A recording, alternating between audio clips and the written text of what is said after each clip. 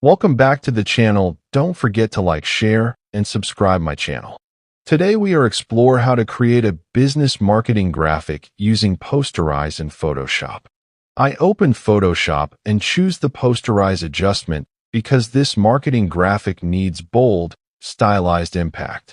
I duplicate my background layer to work safely.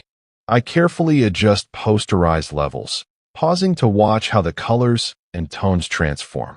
Business visuals require calm control and hierarchy. Some areas appear flat, so I mask selectively to preserve key information. I zoom in to refine edges and smooth transitions. I pick colors deliberately to highlight business offers or features. I add text